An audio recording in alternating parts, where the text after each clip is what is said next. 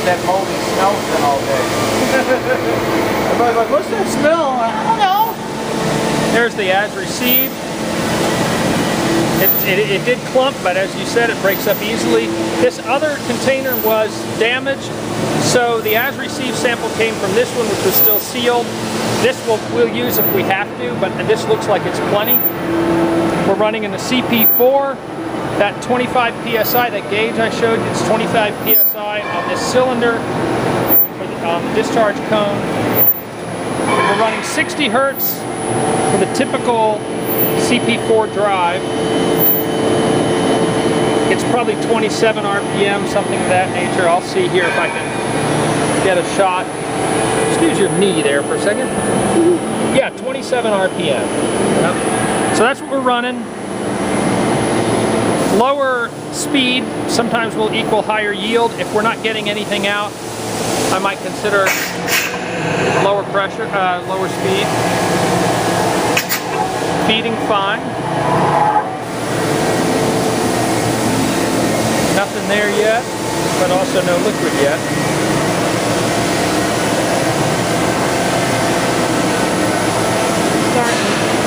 There we go. That's good. It's got some moisture to it. There's some old gray material in there coming out. I have an as received sample here. We're catching the press cake in this tub here, and we got a couple of bottles for liquid sample. Once we establish a flow there out of the liquid drain.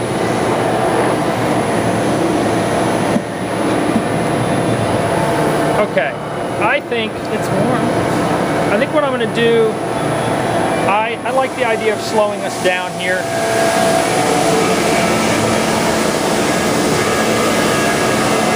Since there's liquid in there, I want to leave it in the press longer. Half the normal speed. See how it goes. What I'm hoping will happen is that that little bit of liquid you see there at the end might back up further towards the inlet. We get a slower speed.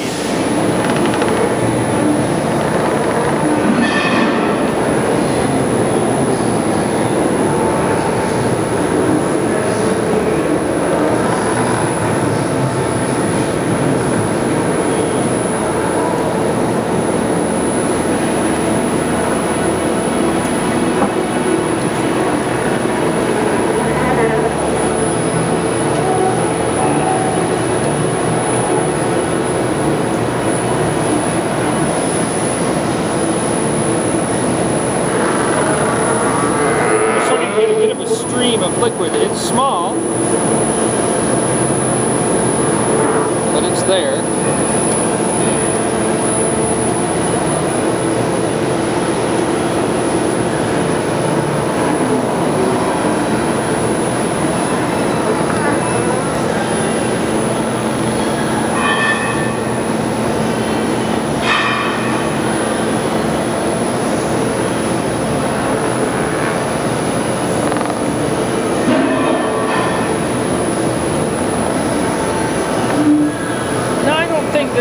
There's some needles in there, or whatever they are, that I'd like to wash out. Sorry. No, it's okay. It's not a problem. But I think you can always catch it, and then I can filter it.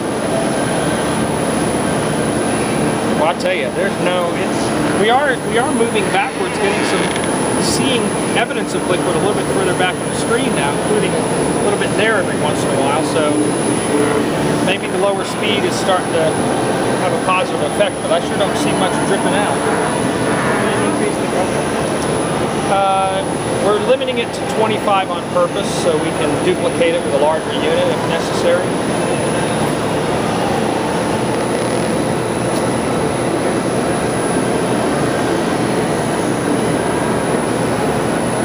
Wow.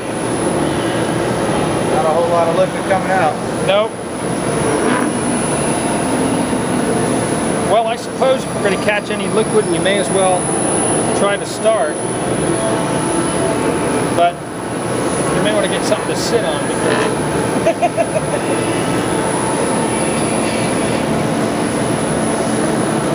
make sure that the pressure hasn't crept down or anything. Nope, it is still on the 25. Won't focus, but it's on the same place it was.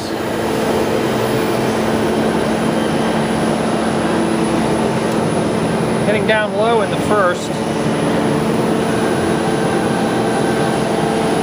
Definitely warm, and of course nothing I can squeeze out by hand, but it is damp. As you can see, it's still sticking to my fingers.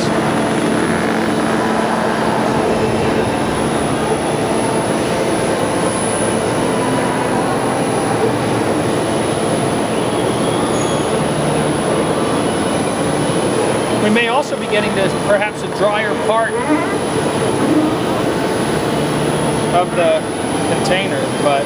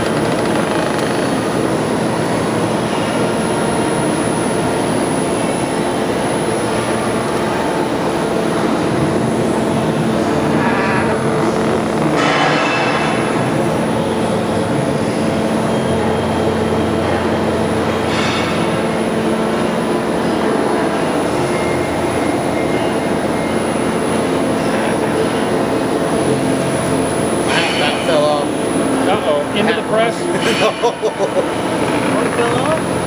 Your hat almost fell in the hole. Hat would be a press aid. No, that would have been devastating. Not press aid. Go anywhere without my damn hat.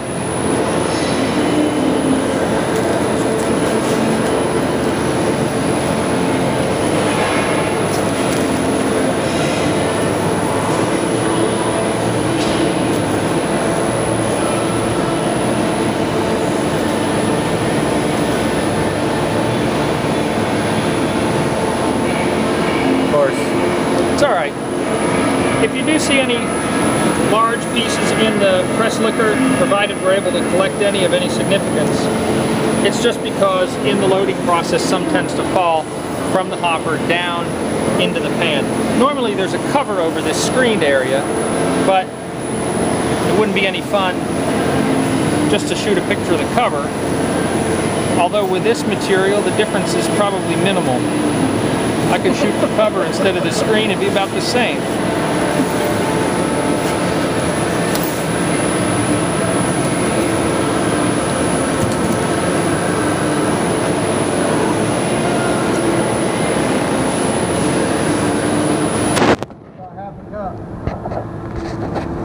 Well, you may as well try.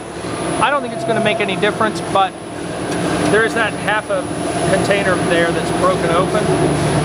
We'll just see how I would think it'd be drier since it was open, but we'll see. What's the progress on the one container? Oh wow, look at that.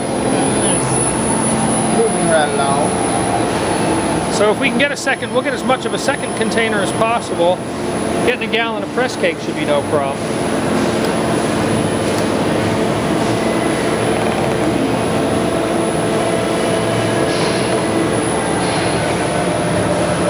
It's falling, that's good.